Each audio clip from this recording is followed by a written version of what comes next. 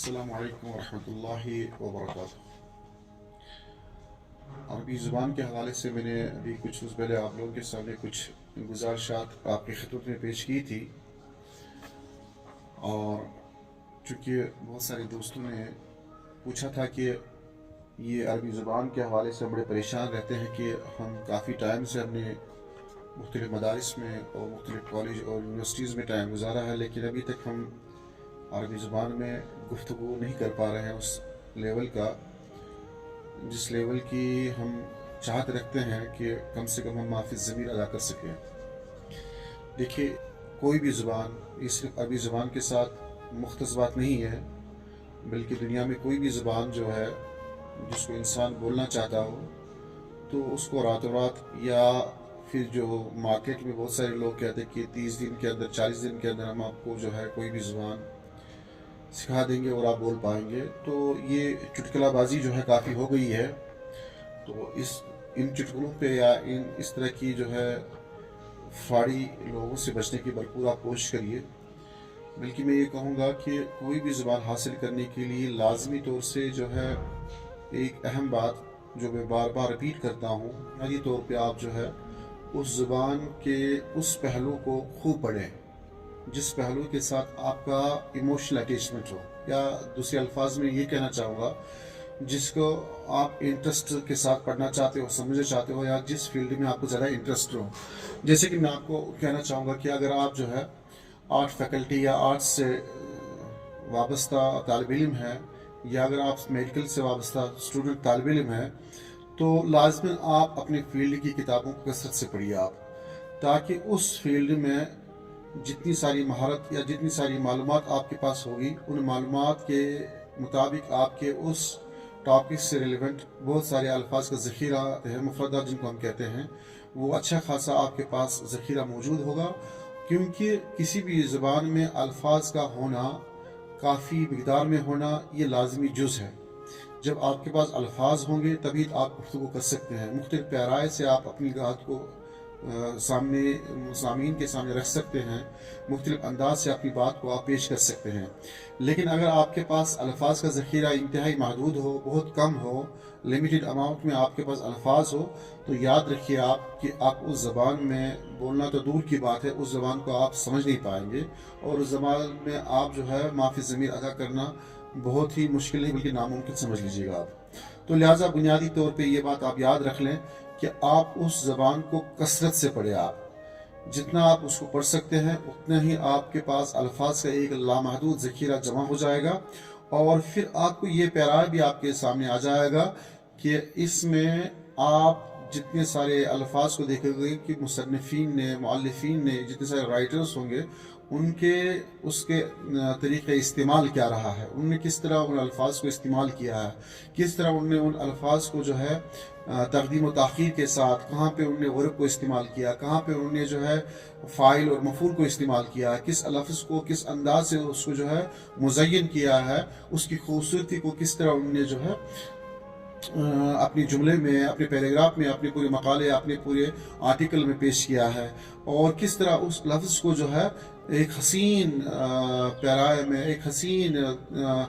جملے میں جو ہے اس کو جو ہے استعمال کیا ہے، کیونکہ ہر ایک لفظ کا اپنا ایک حسن ہوتا ہے۔ کوئی بھی لفظ جو ہے کسی جگہ آپ الٹ یوز نہیں کر سکتے، اور عربی کے ساتھ یہ بطور خاص یہ چیزیں ہیں کہ عربی زبان کا کوئی بھی لفظ جو آپ یوں ہی استعمال نہیں کر سکتے، بلکہ عربی زبان کا یہ خاصہ ہے کہ وہ ہر لفظ کو اپنی جگہ پہ استعمال ہونا پسند کرتا ہے۔ ایسا نہیں ہے کہ آپ جو ہے محمود کی ٹوپی احمد کے سر اور احمد کی ٹوپی محمود کے سر والا معاملہ عربی زبان کے ساتھ کرے، نہیں، ایسا نہیں۔ تو یہ چیزیں کہاں سے آپ کو میسر ہوں گی؟ یہ چیزیں آپ جو ہے عرب دنیا کی جتنے مشہور ترین ادبا اور شعراء ہیں جن نے اپنی نثر میں، اپنی نظم میں ان الفاظ کا استعمال کیا ہے، تو آپ اس کو بار بار جب پڑھیں گے اور کنٹینیوسلی پڑھیں گے آپ، تو آپ کو یقیناً ایک اندازہ ہو جائے گا کہ کس لفظ کو کس طرح استعمال کیا گیا ہو۔ اور یہ ضروری نہیں کہ آپ ایک ہی دن میں جو ہے 50-100 صفحات پڑھ لیں، بلکہ شروع میں آپ کی یہ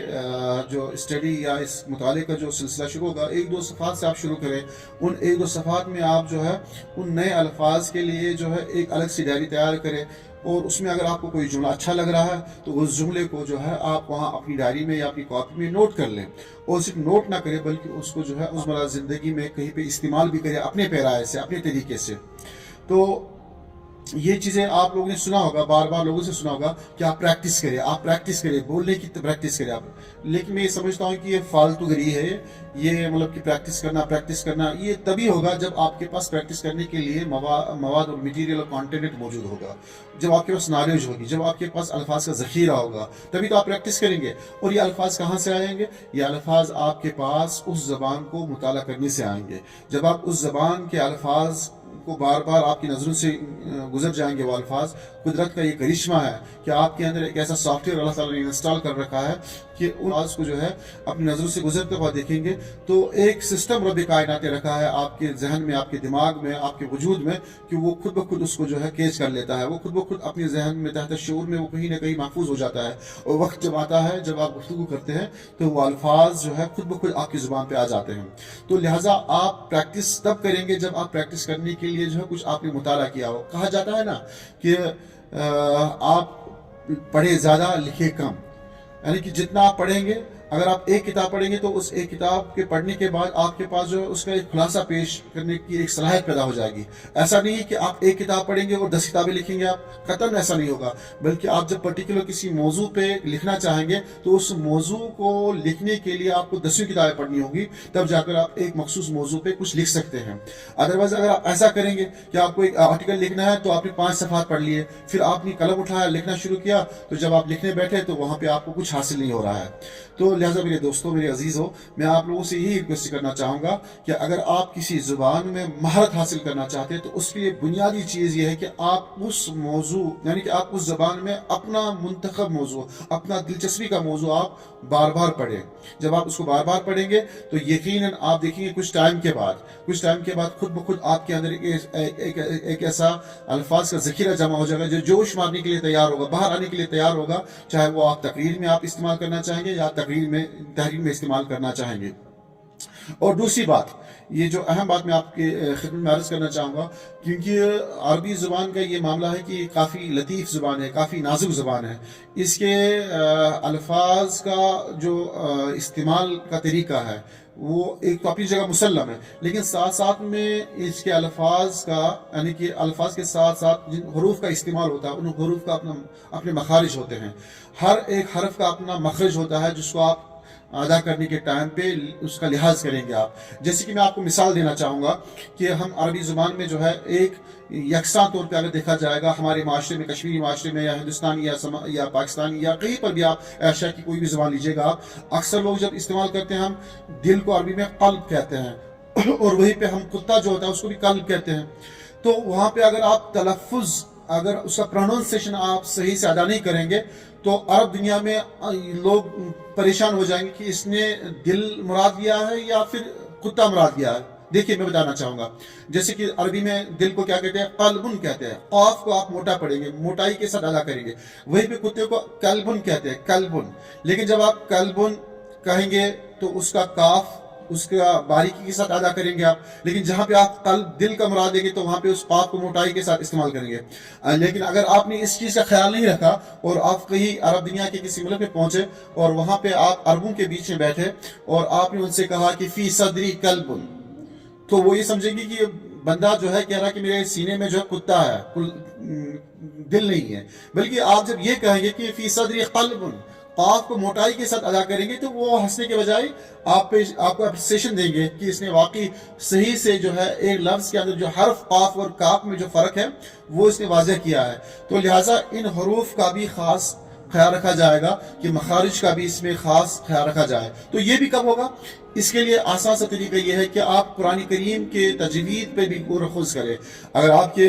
علاقے میں کوئی قاری صاحب ہو، کوئی حافظ صاحب ہو تو ان سے آپ تجوید پڑھیں، ان حروف کو آپ سمجھنے کی کوشش کریے، اس نیت کے ساتھ کہ تو آپ کو قرآن بھی صحیح ہو جائے گا، اور ساتھ میں یہ بھی آپ دماغ میں رکھیں کہ میں عربی زبان کے لیے بھی ان حروف کا جو صحیح مخارج جو ان حروف کا ہے وہ میں صحیح سے ادا کر سکوں۔ تو ان کا بھی ایک خاص خیال رکھیے کہ قرآن کریم کو آپ مطالعہ میں لائیں، قرآن کریم کے الفاظ کو صحیح سے ادا کرنے کی مشق کریں. آپ تجوید کو آپ کہیں سے اگر ہو سکے اس پہ آپ کچھ پیسہ آپ کو سرمایہ خرچ کریں, کسی قاری صاحب سے آپ کانٹیکٹ کریں تاکہ وہ آپ لوگوں کو جو ہے اس حوالے سے جو ہے صحیح سے رہنمائی کر سکے. اور پھر دوسری بات اور اہم بات یہ کہ آپ مطالعہ کثرت سے کریں. اس کے ساتھ ساتھ جو ہے المسلسلات و تاریخی الاسلامیہ کے عنوانات سے بہت سارے ایسے ڈرامہ ہیں جو یوٹیوب پہ اویلیبل ہے, ٹی وی چینلز پہ اویلیبل ہے, تو ان کو مسلسلات جو ہے ان سیریز کو, ان ڈرامہ کو آپ سنیں. اور اس میں مطلب کہ ایک مطلب کہ عامی زبان میں جو ڈرامہ ہے ان کو نہ دیکھیں آپ, ان کو نہ سنیں آپ. مصر میں بہت سارے عامی